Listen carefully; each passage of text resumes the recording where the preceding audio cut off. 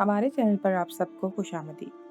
اگر آپ نے ابھی تک ہمارے چینل کو سبسکرائب نہیں کیا تو جلدی سے کر لیجئے اور بیل آئکن بٹن کو بھی پریس کر دیجئے تاکہ ہماری تمام نئی آنے والی ویڈیوز کو آپ ٹائملی دیکھ لیں۔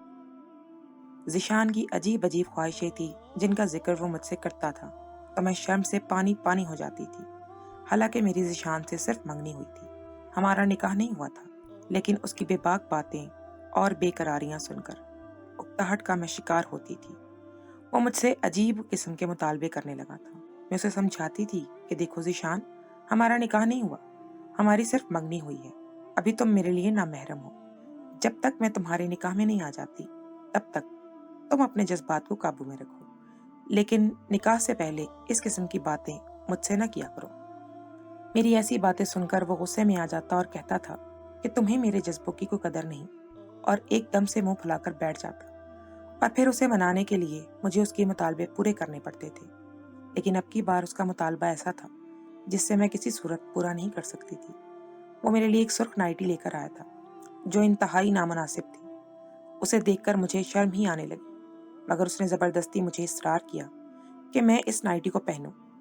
سخت الجھن کا شکار تو میں ہو رہی تھی اور اس گھڑی کو کوس رہی تھی جب میں نے ذیشان سے منگنی کی تھی۔ آدھی رات کا وقت تھا، میں گہری نیند میں سو رہی تھی جب موبائل کی آواز پر جاگ اٹھی۔ میں نے بہت سے مشکل سے آنکھوں کو کھولا۔ اس وقت نیند مجھ پر بہت بری طرح سے حاوی تھی۔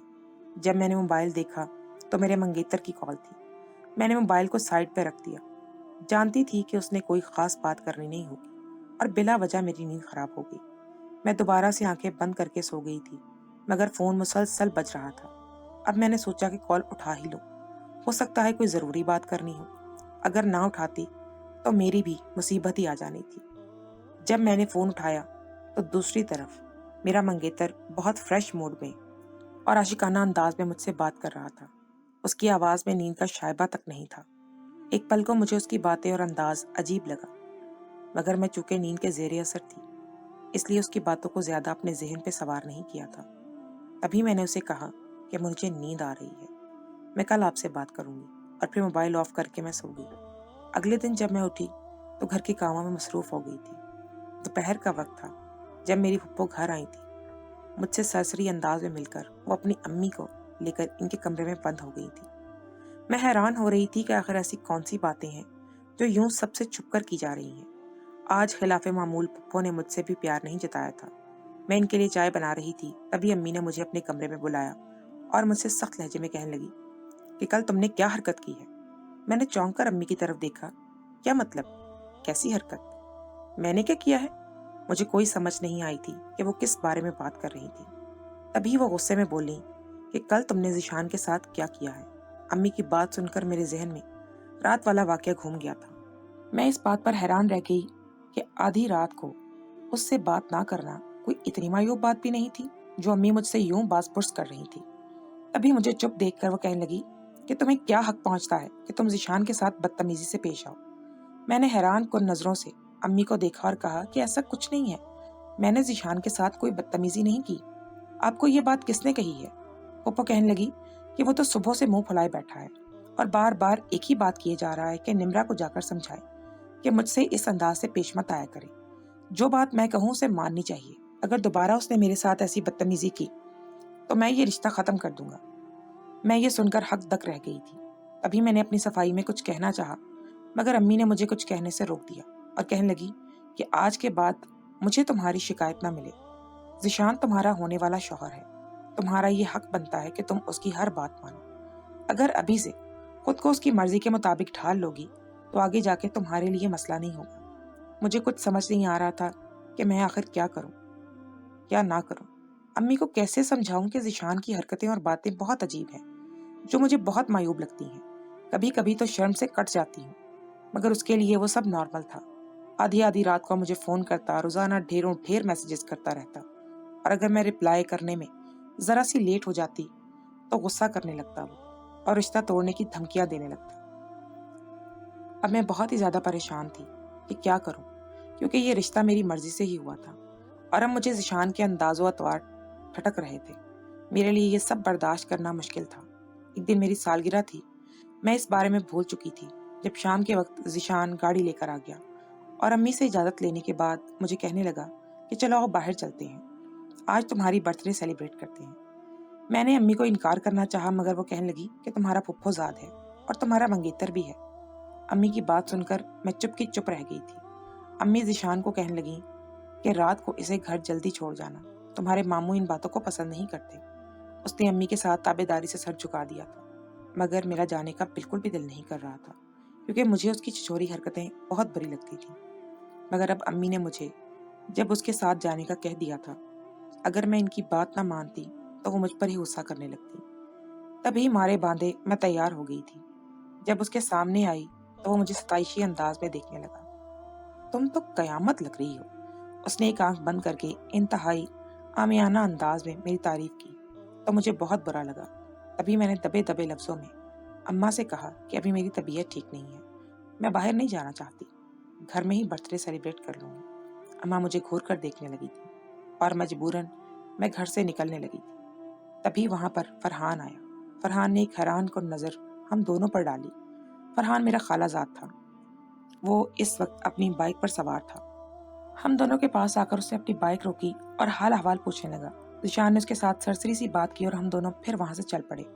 فرحان کی آنکھوں میں نے عجیب سے تاثرات دیکھے تھے، جیسے اسے میرا یوں ذیشان کے ساتھ گھومنا پھرنا اچھا نہیں لگا تھا۔ مگر پھر میں نے یہ سوچ کر اپنے ذہن کو جھٹکا کہ فرحان کا کوئی حق نہیں بنتا کہ وہ مجھے روکے ٹوکے یا میرے لیے اپنی پسند یا ناپسندیدگی کا اظہار کرے۔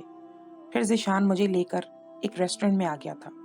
وہاں پر ہم دونوں نے اچھا سا ڈنر کیا۔ جتنی دیر بھی ہم دونوں ریسٹورنٹ میں بیٹھے رہے، ذیشان میرے ساتھ ادھر ادھر کے نارمل بات چیت کرتا رہا۔ اس نے کبھی کسی قسم کا چھچورا پن نہیں کیا تھا، جس کی وجہ سے مجھے بھی اکتاہٹ کا احساس نہیں ہو رہا تھا، بلکہ یہ سوچ کر میں مطمئن تھی کہ وہ اتنا بھی چھچورا نہیں تھا جتنا میں اسے سمجھ رہی تھی۔ اب اس کے بارے میں میرے خیالات بدل گئے تھے، پسندیدگی کے جذبات ابھرنے لگے تھے۔ پھر اس نے مجھے خوبصورت سی گولڈ کی رنگ اپنے ہاتھوں سے پہنائی تھی۔ اس کی محبت پر میرے چہرے پر بہت سے رنگ بکھر گئے تھے۔ میں نے اسے مسکراتی ہوئی نظروں سے دیکھا اور اس کا شکریہ ادا کیا، اور اچھا سا وقت گزارنے کے بعد جب ہم واپس آ رہے تھے تو ذیشان نے گاڑی گھر کے راستے کی بجائے مخالف سمت میں ڈال دی تھی۔ یہ دیکھ کر میں حیران رہ گئی اور اس سے پوچھنے لگی کہ ہم کہاں جا رہے ہیں۔ تبھی وہ کہنے لگا کہ آج میں تمہیں ایک خاص جگہ پر لے کر جا رہا ہوں۔ میں یہ سن کر گھبرا کے اسے دیکھنے لگی اور کہنے لگی کہ نہیں، مجھے بہت دیر ہو رہی ہے، مجھے گھر جانا ہے، اگر زیادہ دیر ہو گئی تو ابا غصہ کریں گے۔ میری بات پر وہ کہکا لگا کر ہنس پڑا اور کہنے لگا کہ ماموں کچھ بھی نہیں کہیں گے، اور اگر کچھ کہا بھی تو میں سب سنبھال لوں گا، تمہیں فکر کرنے کی ضرورت نہیں ہے۔ ایسا کہتے ہوئے اس نے میرے ہاتھ کو اپنے ہاتھوں میں لیا تھا۔ مجھے ایک عجیب سا احساس ہوا۔ میں نے جلدی سے اپنا ہاتھ اس کے ہاتھوں سے چھڑا لیا اور گاڑی سے باہر کا نظارہ دیکھنے لگی۔ مجھے یہ سوچ کر حیرانگی ہو رہی تھی کہ جہاں پر ذیشان اس وقت گاڑی کو لے کر جا رہا تھا وہ علاقہ سنسان سا تھا، آس پاس آبادی نہیں تھی، اور یہاں پہ ایسی کون سی خاص چیز تھی جو وہ رات کے اس وقت مجھے یہاں پر لے کر آیا تھا۔ میں ابھی یہی سوچ رہی تھی کہ اس نے سائڈ پہ گاڑی روک دی۔ اب تو میں پریشان ہو گئی۔ یہ کیا بات ہے، آپ نے یہاں پہ گاڑی کیوں روک دی ہے؟ یہ سنسان علاقہ تھا اور یہاں پہ اس وقت رکنا خطرے سے خالی نہیں تھا۔ ابھی میں نے ذیشان کو دیکھا تو اس کی شکل عجیب سی ہو رہی تھی اور وہ رفتہ رفتہ میری طرف بڑھنے لگا۔ مجھے کسی خطرے کا احساس ہوا۔ میں نے فوراً سے گاڑی کا دروازہ کھول کر نیچے اترنا چاہا۔ میری اس حرکت پر وہ غصے سے بھنا گیا اور کہنے لگا فوراً گاڑی کے اندر آؤ، یہ کیا حرکت ہے؟ مگر مجھے اندازہ ہو گیا تھا کہ وہ کیا کرنا چاہ رہا تھا۔ میں نے کچھ بھی سوچے سمجھے بغیر ایک طرف دوڑ لگا دی۔ تبھی وہ مجھے غصے سے بولا، یہ کیا حماقت کر رہی ہو نمرا، فوراً سے واپس آؤ۔ مگر میں اب اس راستے پر بھاگ رہی تھی جہاں سے ہم لوگ آئے تھے۔ بھاگتے ہوئے میں کافی دور نکل آئی تھی۔ اس کی گاڑی میری نظروں سے اوجھل ہو گئی تھی اور اب اندھیرے کے سوا کچھ بھی نظر نہیں آ رہا تھا۔ اب مجھے اپنی غلطی کا احساس ہوا، مجھے یوں بھاگ کر نہیں آنا چاہیے تھا۔ مگر پھر جب ذیشان کی حرکت کا خیال آیا تو یہ سوچ کر میں رو پڑی تھی، ذیشان نے میرے ساتھ کیا کرنے کی کوشش کی تھی۔ تبھی مجھے دور سے اپنی طرف ایک بائک آتی ہوئی نظر آئی تھی۔ وہ میرے پاس آ کر رک گئی تھی۔ میں کئی قدم پیچھے ہٹ گئی۔ نہ جانے وہ کون تھا، اگر مجھے اکیلا دیکھ کر مجھ سے فائدہ اٹھانے کی کوشش کرتا تو۔ تبھی وہ مجھ سے پوچھنے لگا کہ تم یہاں پر کیا کر رہی ہو، ذیشان کہاں ہے؟ میں نے غور سے دیکھا تو وہ فرحان تھا۔ اسے دیکھ کر میری آنکھوں سے آنسو نکل پڑے اور فوراً سے میں اس کی بائک پر سوار ہو کر کہنے لگی کہ مجھے گھر لے چلو۔ وہ میرے رونے سے گھبرا گیا تھا۔ اس وقت ذیشان کی گاڑی بھی پاس آ گئی تھی۔ وہ غصے سے مجھے گھور رہا تھا۔ مگر میں نے اب اس کے غصے کی پرواہ نہیں کی۔ یوں بھی میرے لیے اپنی عزت سے بڑھ کر کچھ بھی نہیں تھا۔ اور پھر جب مجھے فرحان گھر میں چھوڑ کر گیا تو میں نے امی کو ذیشان کی اس حرکت کے بارے میں بتایا تھا۔ یہ سن کر امی کا منہ بھی کھلے کا کھلا رہ گیا تھا۔ ابھی بھی اس بات پر یقین نہیں آ رہا تھا انہیں کہ فرحان اس طرح کی حرکت آخر کیسے کر سکتا ہے۔ اب جب سب کے سامنے یہ بات آ گئی تو ذیشان نے سب سے معافی مانگی کہ وہ وقتی طور پر بہک گیا تھا۔ اب وہ ایسا کچھ نہیں کرے گا۔ باقی گھر والوں نے تو اسے ڈانٹ کر معاف کر دیا تھا، مگر اس کی حرکت کے بعد ذیشان میرے دل سے اتر گیا تھا۔ جب میں نے امی کو یہ بات بتائی تو وہ مجھے غصے سے ڈپٹ کر کہنے لگی کہ وہ تمہارا ہونے والا شوہر ہے اور بہتر ہے کہ تم اپنے دل کو سمجھا لو، کیونکہ تمہاری شادی اسی کے ساتھ ہوگی اور یہی ہم سب کا فیصلہ ہے۔ اور پھر ذیشان نے بھی مجھ سے بار بار اپنے کیے کی معافی مانگی، اور جب ان لوگوں نے جلدی شادی کرنے پر زور دیا تو میرے پاس بھی خاموش رہنے کے سوا اور کوئی چارہ نہیں تھا۔ میں بھی وقتی طور پر اس بات کے لیے بہل گئی تھی۔ اس دن پھپھو لوگ ہمارے گھر میں رات کو کھانے کے انوائٹڈ تھے۔ سب لوگ ڈرائنگ روم میں بیٹھے باتیں کر رہے تھے۔ تبھی ذیشان نے مجھے ڈرائنگ روم سے باہر آنے کا اشارہ کیا اور مجھے کہنے لگا کہ تمہارے لیے میں گفٹ لے کر آیا ہوں۔ یہ سن کر میں مسکرا اٹھی تھی۔ پھر وہ گاڑی سے وہ گفٹ لے کر آیا تھا اور مجھے کہنے لگا کہ تمہارے کمرے میں چلتے ہیں، وہیں چل کر تمہیں میں یہ گفٹ دکھاتا ہوں۔ ایک پل کو میں ایک عجیب سے خیال کے تحت رک گئی تھی۔ اس کے ساتھ کمرے میں اکیلے جانا مجھے مناسب نہیں لگ رہا تھا، مگر جب اس نے بار بار اصرار کیا تو میرے پاس اس کے ساتھ چلنے کے علاوہ اور کوئی راستہ نہیں تھا۔ تبھی جب میں کمرے میں گئی تو اس نے گفٹ کھولا۔ اس میں ایک سرخ رنگ کی نائٹی تھی۔ یہ دیکھ کر میں حیران رہ گئی، آخر میرے لیے یہ نائٹی لانے کی کیا ضرورت تھی؟ مجھے سوچ کر ہی شرم آنے لگی۔ وہ کہنے لگا کہ مجھے یہ پہن کر دکھاؤ، میں دیکھنا چاہتا ہوں کہ تم اس میں کیسی لگتی ہو۔ اس کی بات سن کر میں ہکا بکا رہ گئی تھی، مگر وہ اصرار کرنے لگا کہ مجھے یہ نائٹی پہن کر دکھاؤ، بلکہ ایک کام کرو، میں تمہیں خود اپنے ہاتھوں سے یہ نائٹی پہناتا ہوں۔ یہ سوچ کر میں گھبرا گئی اور اسے کہنے لگی کہ نہیں، ایسا مت کریں، اگر کوئی آ گیا تو نہ جانے کیا ہو جائے گا۔ مگر وہ میری کوئی بات بھی سن نہیں رہا تھا اور پھر میرے ساتھ زبردستی کرنے لگا۔ اور تبھی ایک دن جب میں کالج سے گھر واپس آئی تھی تو گھر میں خالہ لوگوں کی فیملی جمع تھی۔ میں سب سے ملنے کے بعد اپنے کمرے میں آ گئی تھی اور تبھی فرحان دستک دے کر میرے کمرے میں آ گیا۔ اس بات پر میں نے حیرت سے اسے دیکھا تھا، کیونکہ وہ میرے کمرے میں کبھی بھی نہیں آیا تھا۔ وہ سنجیدہ مزاج کا اور لیے دیے رہنے والے انداز کا لڑکا تھا۔ جب میں نے اس سے آنے کا سبب پوچھا تو وہ کہنے لگا کہ میں تم سے ایک ریکویسٹ کرنے آیا ہوں۔ کیسی ریکویسٹ؟ میں نے اسے سوالیہ نظروں سے دیکھا۔ جب خالہ تم سے میرے بارے میں پوچھیں تو تم انکار کر کے مجھے مایوس مت کرنا۔ اس کی بات کی مجھے سمجھ نہیں آئی تھی۔ تبھی میں نے اس سے پوچھا کہ تم یہ کیا کہہ رہے ہو، کس بارے میں بات کر رہے ہو؟ مگر وہ بنا میری بات کا جواب دیے کمرے سے باہر نکل گیا تھا۔ میں کندھے اچکا کر رہ گئی۔ اس کی بات کا مجھے بعد میں جواب ملا، جب امی نے مجھے بتایا کہ تمہارے لیے فرحان کا پرپوزل آیا ہے۔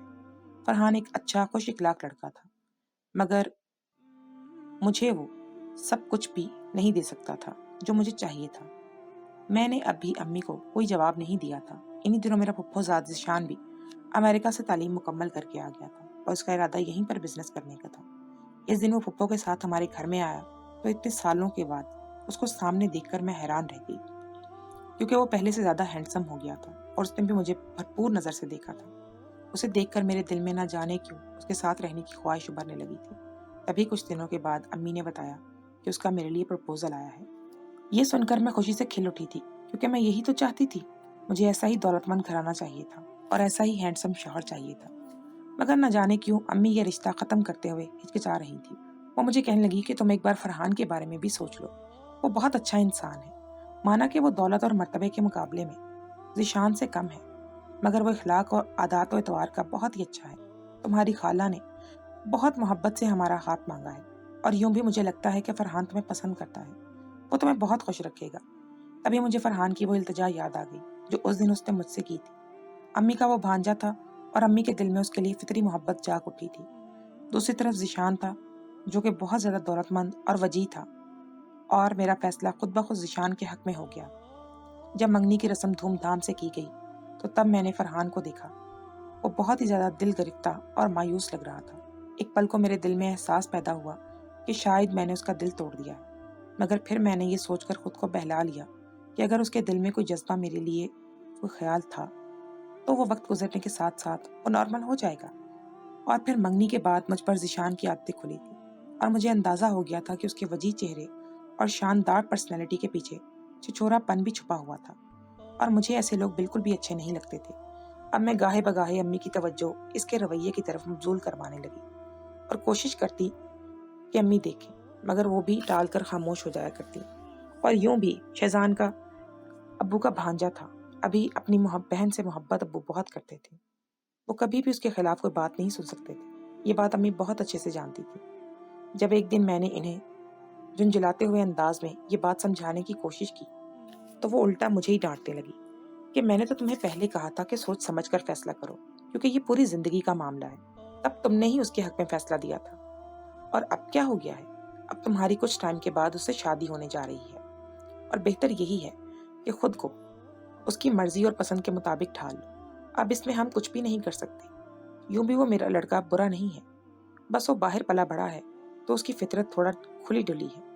تم اسے اپنی مرضی کے مطابق ڈھال سکتی ہو، اور مجھے یقین ہے کہ تم ایسا کر لو گی۔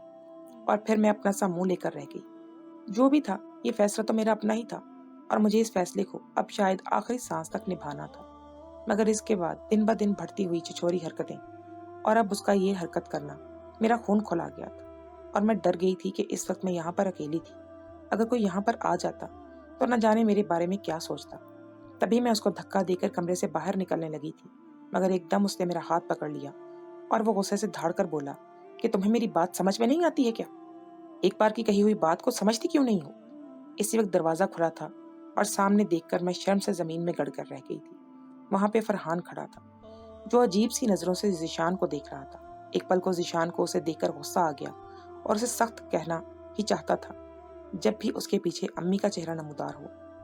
وہ مجھے دیکھ کر ٹھٹک کر رہ گئی تھی، مجھ سے پوچھنے لگی کیا بات ہے، تمہارا کیوں رنگ اڑا ہوا ہے؟ میں روتے ہوئے امی کے گلے سے لگ گئی۔ امی حیران پریشان سی تھی۔ ذیشان کمرے سے باہر چلا گیا تھا۔ فرحان کچھ لمحے کو دروازے میں کھڑا مجھے دیکھتا رہا اور پھر وہ بھی واپس پلٹ گیا۔ امی مجھ سے بار بار پوچھتی رہی کہ کیا ہوا ہے، مگر میں انہیں کچھ بھی بتانے کی پوزیشن میں نہیں تھی۔ مگر اب اس حرکت کے بعد میں ایک فیصلے تک پہنچ گئی تھی، اور صبح میں نے وہ فیصلہ سب کو سنا دیا تھا۔ امی کو میرے فیصلے پر جتنا یقین نہیں آ رہا تھا، جیسے وہ اسے بچکانا فیصلہ قرار دے رہی تھی اور بار بار مجھے سمجھانے کی کوشش کر رہی تھی، مگر میری نہ ہاں میں بدل نہیں سکی۔ جب ذیشان تک یہ بات پہنچی تو وہ بھی مجھے منانے کے لیے آیا تھا، مگر اب میں نے سوچ لیا تھا کہ میں اس کی کوئی بات بھی نہیں کروں گی اور نہ ہی اس سے کوئی تعلق رکھوں گی۔ میں نے اس سے ملنے سے انکار کر دیا تھا اور اپنے کمرے کا دروازہ بند کر کے اندر بیٹھ گئی۔ رفتہ رفتہ یہ بات پورے خاندان میں پھیل گئی اور سب کے لیے ہی یہ بات حیران کن تھی، کیونکہ کچھ دنوں تک ہم دونوں کی شادی متوقع تھی، اور اب میں نے شادی سے انکار کر دیا تو سب لوگوں کو جیسے بولنے کے لیے ایک موضوع ہاتھ آ گیا تھا۔ اس دن جب امی نے مجھ سے پوچھا کہ تم کیا کرنا چاہتی ہو، تو ایک پل کو میں نے سوچا کہ میرا یہ فیصلہ درست ہے کیا؟ پھر اپنے دل میں آئی ہوئی بات امی کے سامنے رکھ دی۔ وہ پرسوچ نگاہوں سے مجھے دیکھنے لگی تھی، کہنے لگی کہ سوچ لو، کیا تم یہ فیصلہ جذباتی ہو کر رہی ہو، یا تم سوچ سمجھ کر ایسا کر رہی ہو کہ تمہیں بعد میں اس فیصلے پر پچھتاوا ہو اور ہمیں ہی پھر الزام دو؟ مگر اب میں امی کو کہہ چکی تھی کہ مجھے اچھے برے کی سمجھ آ گئی ہے۔ مجھے اندازہ ہو گیا ہے کہ پیسہ ہی سب کچھ نہیں ہوتا۔ جو شخص آپ کو عزت نہیں دے سکتا، مان نہیں دے سکتا، آپ کے پیسے کا کوئی فائدہ نہیں ہے۔ کچھ ٹائم کے بعد دوبارہ سے خالہ فرحان کے لیے میرا ہاتھ مانگنے آ گئی تھی۔ ایک سال کے بعد پھر میں رخصت ہو کر فرحان کے گھر میں آ گئی تھی۔ اس کے کمرے میں بیٹھی میں بے صبری سے اس کا انتظار کر رہی تھی۔ مجھے دل ہی دل میں اس بات کا بھی ڈر تھا کہ کہیں وہ مجھے ذیشان کی وجہ سے کسی بات پر تانا نہ دے دے، مگر ایسا نہیں ہوا۔ میرے تمام تر وہم اور خدشات دور ہو گئے تھے جب فرحان نے مجھے بتایا کہ اسے شروع سے ہی ذیشان پسند نہیں تھا۔ اس کی چھوری حرکتوں اور باتوں سے فرحان خود بھی خائف تھا، اور اس رات کو جب اس نے مجھے فرحان کے ساتھ جاتے ہوئے دیکھا تو یہ دیکھ کر وہ پریشان ہو گیا تھا کہ کہیں وہ مجھے کوئی نقصان نہ پہنچا دے، کیونکہ وہ ذیشان کی کھلی دلی طبیعت سے بہت اچھی طرح سے واقف تھا۔ تبھی وہ ہمارا پیچھا کرتے ہوئے اس ریسٹورنٹ میں پہنچ گیا تھا، اور جب فرحان نے واپسی پر گاڑی کا رخ سنسان راستے کی طرف موڑ دیکھا تو تب فرحان کو محسوس ہوا کہ ذیشان کے ارادے کچھ ٹھیک نہیں ہیں۔ پھر وہ میرا پیچھا کرتے وہاں پر آیا تھا۔ اس بات پر بھی میں اس کا شکر ادا کرتی تھی کہ اس دن اس نے مجھے بچا لیا تھا، ورنہ نہ جانے میرے ساتھ کیا ہوتا۔ یہ بھی غنیمت تھا کہ فرحان مجھے سمجھتا تھا۔ مجھے تو اس بات پر فخر تھا کہ وہ مجھے ذیشان کے نام کے تانے دے، تو ایسا کچھ بھی نہیں ہوا تھا، بلکہ وہ تو اس بات پر شکر ادا کرتا تھا کہ اللہ نے اس کا نصیب میرے ساتھ جوڑ دیا تھا اور میرا ہاتھ اس کے ہاتھ میں دے دیا، اور میں اس بات پر شکر ادا کر رہی تھی کہ میں نے اپنی زندگی کا یہ بہترین فیصلہ کر لیا تھا۔